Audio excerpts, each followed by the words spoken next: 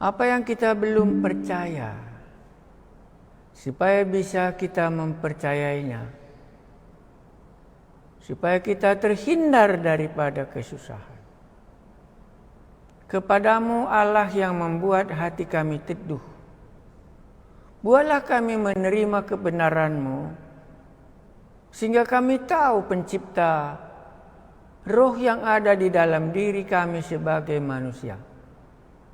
Buatlah sehingga kami tahu siapakah yang memberikan boleh kami hidup di bumi ini.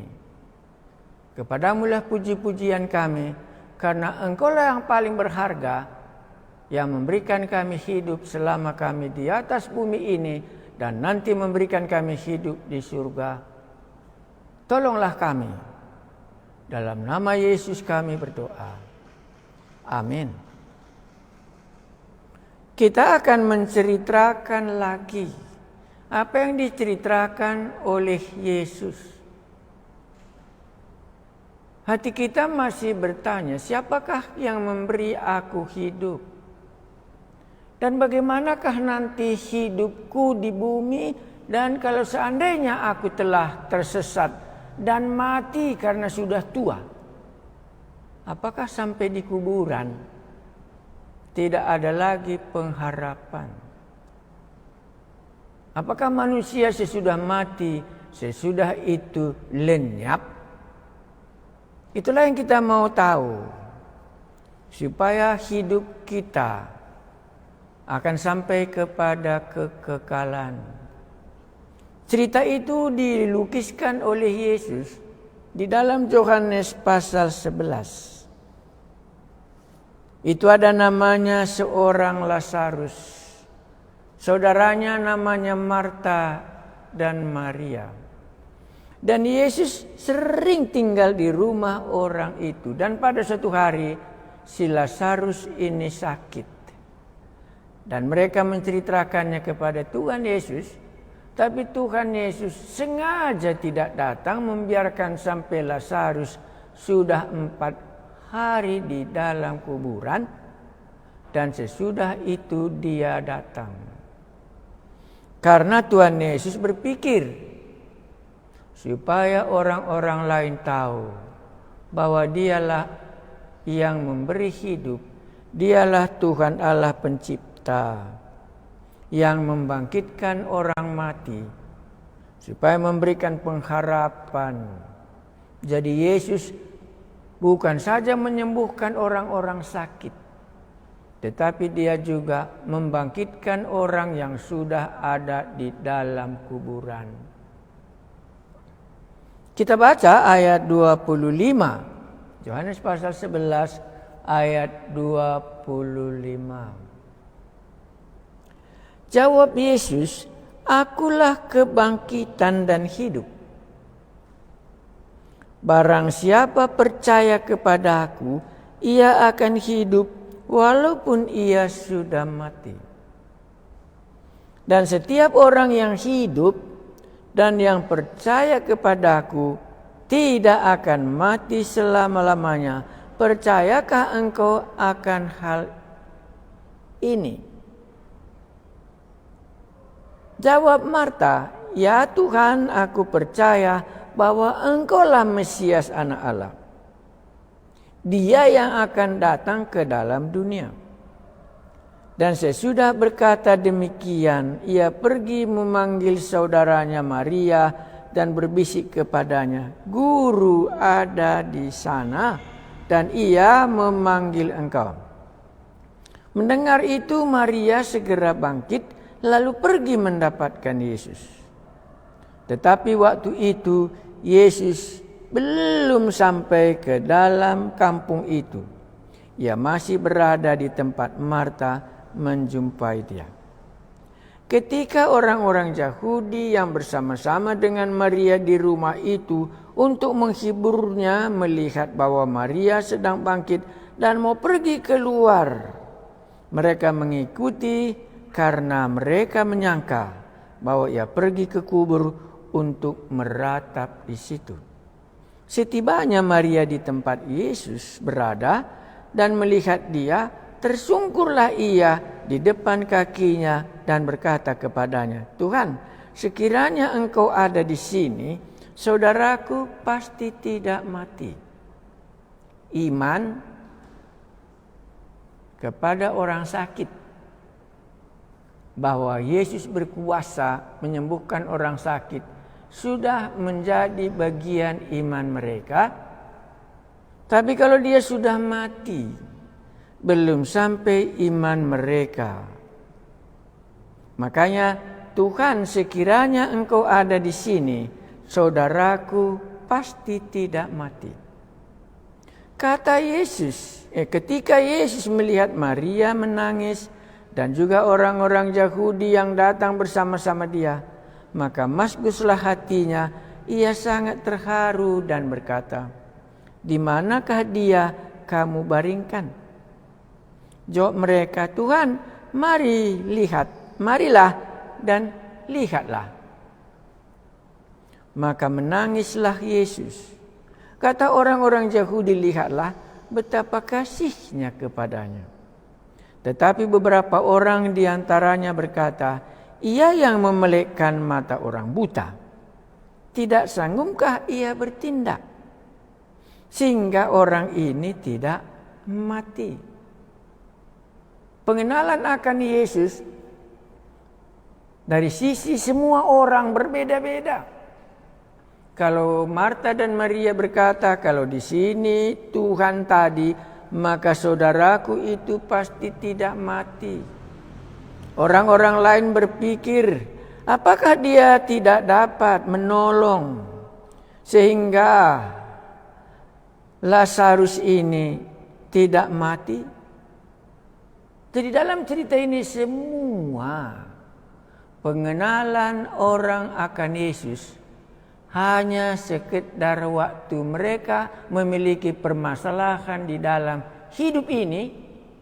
Tapi sesudah manusia mati, maka tangan Tuhan Yesus tidak sampai lagi untuk menolongnya. Tangan Tuhan Yesus sudah terlalu jauh untuk menjamahnya kalau seseorang sudah mati. Itulah pengertian sampai cerita ini. Maka dikatakan beberapa orang dari mereka, "Ia yang memelekkan mata orang buta, tidak sanggupkah ia bertindak sehingga orang ini tidak mati?" Pengenalan saudara dan pengenalan saya terhadap Yesus, sejauh manakah dia dapat menolong? Maka disambungnya di sini kalau kita lihat, maka masgud pula lah hati Yesus. Lalu ia pergi ke kubur itu. Untuk apa lagi Yesus pergi ke kubur? Kubur itu adalah sebuah gua yang ditutup dengan batu. Ngapain kita ke kubur? Kalau Marta dan Maria dan saudara-saudaranya dan orang-orang yang datang Yerusalem ke kubur supaya mereka menangis. Ayat 39, kata Yesus, "Angkatlah batu itu." Itulah sesudah sampai di kubur. Yesus sampai di kubur bukan menangis, tapi meminta. Kata Yesus, "Angkatlah batu itu." Karena batu itu adalah tutup kuburan dalam kebudayaan orang Yahudi. Angkatlah batu itu. Marta, saudara orang yang meninggal itu, berkata kepadanya, "Tuhan, ia sudah bau sebab sudah 4 hari ia mati." Si penulis mau membuktikan bahwa Marta sudah memiliki keyakinan saudaranya Lazarus sudah mati 4 hari dan juga sudah bau secara proses alamiah. Maka tidak ada lagi kesangsian tentang Lazarus memang sudah bau, kata Marta. Jawab Yesus, "Bukankah sudah kukatakan kepadamu, jikalau engkau percaya, engkau akan melihat kemuliaan Allah?" Apa artinya kita sudah membicarakan soal kemuliaan Allah? Maka kita tidak pernah lupa kemuliaan itu artinya kuasa. Kata Yesus, jawab Yesus, bukankah sudah kukatakan kepadamu, jikalau engkau percaya, engkau akan melihat kemuliaan Allah. Jadi kalau dari segi ini, Yesus sedang mengajar mereka supaya mereka melihat kemuliaan Allah, bukan dalam Yesus secara kebutuhan dunia. Seperti pesta di Kana, air anggur, air menjadi air anggur kebutuhan. Seperti banyak roti mereka makan. Mereka sudah melihat kemuliaan Allah, kesanggupan Allah. Jadi kalau demikian, bukankah sudah kukatakan kepadamu, jikalau engkau percaya, engkau akan melihat kemuliaan Allah. Jadi apa yang dilakukan Yesus sesudah dia berkata demikian, supaya Marta, Maria dan orang-orang Yahudi yang hadir di sini supaya melihat kemuliaan Allah di dalam diri Yesus. Maka tadi dia sudah katakan, akulah kebangkitan dan hidup. Mungkin Anda masih ingat waktu Musa bertanya, siapakah nama Tuhan Allah itu? Maka Tuhan Allah menjawab, aku adalah aku.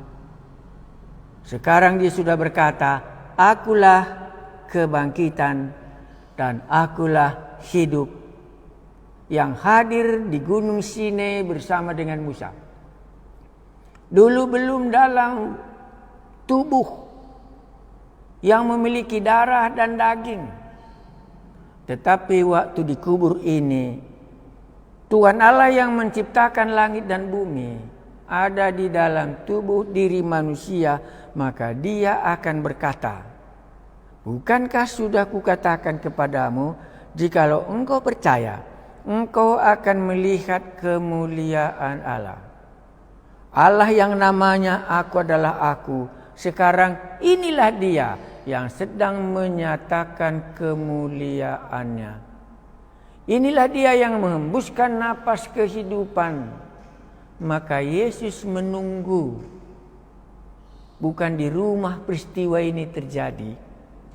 Peristiwa satu-satunya ini terjadi di dalam kubur.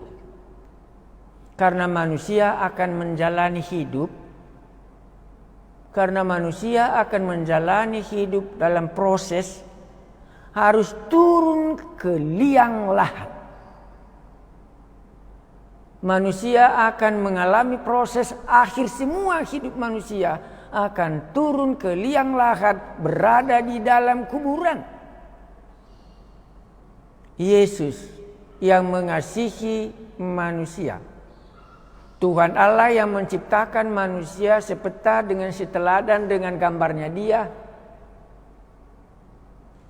dia mengasihinya sampai ke dalam kuburan, karena upah dosa adalah maut dan ada kematian. Jadi kalau Yesus pergi ke kuburan membuktikan apa yang dia sudah katakan, kalau engkau makan buah ini engkau akan mati. Sekarang inilah dia, sudah 4 hari dikubur dan sudah bau, kata Marta. Kalau dulu Adam dan Hawa tidak percaya, maka Yesus berkata, bukankah telah kukatakan kepadamu, kalau engkau percaya, engkau akan melihat kemuliaan Allah. Apa yang dilakukan? Maka mereka mengangkat batu itu. Secara terpaksa mereka harus mentaati apa yang dikatakan Yesus. Maka mereka mengangkat batu itu. Lalu Yesus menengadah dan berkata, Bapa, aku mengucap syukur kepadamu, karena engkau telah mendengarkan aku. Aku tahu bahwa engkau selalu mendengarkan aku. Tetapi oleh karena orang banyak yang berdiri di sini mengelilingi aku mengatakannya, supaya mereka percaya bahwa Engkaulah yang telah mengutus aku. Apa yang dapat kita tangkap dalam cerita ini? Yesus memanggil Bapa, tapi jangan lupa dia bukan memohon supaya Bapa membangkitkan Lazarus. Jangan salah menafsirkan ayat ini. Yesus bukan memohon supaya Bapa di surga membangkitkan Lazarus. Karena tadi dia sudah katakan ayat 25, akulah kebangkitan dan hidup. Jadi kenapa Yesus berdoa, ya Bapa? Supaya kita tahu bahwa Yesus diutus oleh Allah Bapa. Supaya kita tahu, marilah kita menciptakan manusia sepeta dan seteladan dengan kita. Dan Roh Allah melayang-layang menunjukkan kesatuan antara Bapa dan Anak adalah satu. Ini bukan seperti kita berdoa, Allah jauh dan kita berseru kepadanya. Ini menyatakan Allah bahwa barang siapa yang telah melihat aku telah melihat Bapa. Tidak percayakah engkau bahwa aku di dalam Bapa dan Bapa di dalam aku? Maka yang mau diceritakan di sini persis sama. Aku tahu bahwa engkau selalu mendengarkan aku, tetapi oleh karena orang banyak yang berdiri di sini mengelilingi aku mengatakannya supaya mereka percaya bahwa engkaulah yang telah mengutus aku. Tidak ada perbedaan yang mengutus dengan yang diutus.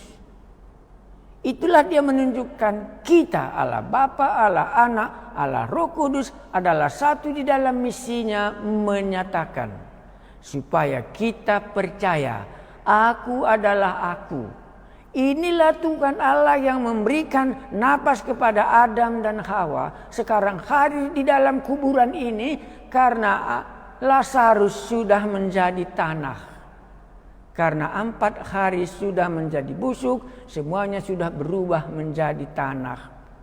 Jangan salah menafsirkan ayat ini. Ayat ini dalam dunia misi. Bahwa Yesus diutus oleh Bapa dari surga. Tapi tidak bisa kita katakan. Karena doanya Yesus meminta kepada Bapa supaya Lazarus dibangkitkan. Bukan itu yang dikatakan. Yesus tidak memohon supaya Bapa di surga membangkitkan Lazarus. Karena Yesus sudah berkata, akulah kebangkitan dan hidup. Tujuannya supaya kita percaya bahwa Yesus tidak pernah memisahkan dirinya, ada di dalam Bapa dan Bapa ada di dalam Dia. Pekerjaan ini bukan dikerjakan oleh dia sendiri, tetapi Allah Bapa, Anak dan Roh Kudus di dalam misinya, firman menjelma menjadi manusia. Jadi jangan katakan kalau Yesus itu adalah Allah, kenapa dia berdoa? Doa ini tidak sama dengan doa yang kita panjatkan. Saya baca sekali lagi.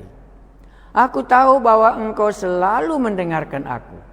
Tetapi oleh karena orang banyak yang berdiri di sini mengelilingi aku mengatakannya supaya mereka percaya bahwa engkaulah yang telah mengutus aku.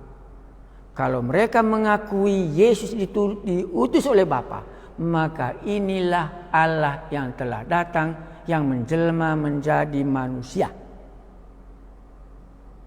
Supaya mereka percaya bahwa engkaulah yang telah mengutus aku. Dan sesudah berkata demikian, berserulah ia dengan suara keras, Lazarus, marilah keluar. Apa yang Anda mau katakan? Cuma sepatah kata. Dengan suara, dengan firman-Nya, Lazarus, marilah keluar.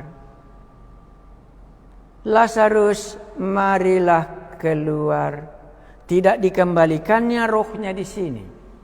Tidak dibangunkannya dia memegang dan mendekati kuburan Yesus. Dia hanya cukup memanggil namanya.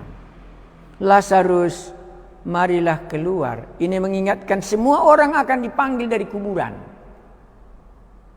Yesus akan memanggil nama kita masing-masing karena dia sudah berkata, akulah kebangkitan. Akulah membangkitkan orang dari kuburan itu. Itu yang mau disampaikan di sini. Supaya kita semuanya tahu, kita harus akan mendengar suara Yesus waktu kita dikuburkan, dan dia akan membangkitkan kita dari antara orang mati. Karena itu inilah penciptaku, diciptakan hidup di bumi, dan dari kuburan aku nanti dipanggilnya hidup kembali, dan sesudah itu aku akan bangkit dan hidup bersama-sama dengan dia, masuk ke dalam kerajaan sorga. Tapi Lazarus belum sampai. Ini hanya merupakan alat peraga bagaimana Tuhan Yesus, Tuhan Allah akan memanggil nama kita masing-masing. Lazarus akan matinya sekali lagi. Dia dibangkitkan, maka Lazarus 2 kali mati dan 2 kali nanti dibangkitkan. Berikutnya, orang yang telah mati itu datang keluar. Kaki dan tangannya masih terikat dengan kain kapan dan mukanya tertutup dengan kain yang peluh. Kata Yesus pada mereka, bukalah kain-kain itu dan biarkan ia pergi. Setiap kali Yesus menghidupkan orang mati, membuktikan dia sudah hidup, disuruh dia beraktivitas. Maka di sini dikatakannya, kata Yesus pada mereka, bukalah kain-kain itu dan biarkan ia pergi. Banyak yang kita bisa ceritakan, tapi bagaimana akhirnya? Banyak di antara orang-orang Yahudi yang datang melawat Maria dan yang menyaksikan sendiri apa yang telah dibuat Yesus, percaya kepadanya. Maka hasil dari Lazarus dikuburkan dan bangkit, orang Yahudi menjadi percaya bahwa Yesus inilah yang diutus oleh Bapa dari surga, yang membangkitkan, akulah kebangkitan dan hidup, yang memberi hidup dan yang membangkitkan orang mati. Allah yang bagaimanakah lagi yang Anda harapkan? Adakah Allah yang lebih besar yang Anda katakan Allah yang Maha Kuasa? Mungkin hari ini sudah sampai pengertian kita. Inilah Tuhan Allahku yang menciptakan aku. Dan inilah Tuhan Allahku yang sampai ke kubur akan membangkitkan aku, karena dialah kebangkitan dan hidup. Jadi dialah yang sampai ke kubur memberi kebangkitan kepada tubuh yang sudah dikuburkan supaya kita memiliki hidup. Maka Yesus katakan, akulah kebangkitan dan hidup. Dan mereka menjadi percaya. Mari kita berdoa. Kami sudah sampai kepada klimaks bahwa Engkaulah Allah, Tuhan Allah, yang diutus oleh Bapa dari surga, bahwa Engkaulah kebangkitan dan hidup. Maka kami mengaku dan percaya bahwa Engkaulah pencipta tubuh, roh dan jiwa kami. Bahwa Engkaulah yang meletakkan langit dan bumi. Dan Engkaulah menciptakan roh di dalam diri manusia sehingga manusia itu bisa hidup. Dan Engkaulah yang membangkitkan orang-orang mati dari kubur. Karena itu Engkaulah Allah yang kepadanya kami telah mengaku Yesuslah Tuhan Allah yang menciptakan kami satu persatu. Terima kasih Tuhan kami Yesus. Engkau telah datang dari surga dan kami sudah mengenal pencipta kami. Di dalam nama-Mu yang berkuasa kami telah melihat kemuliaan-Mu. Amin.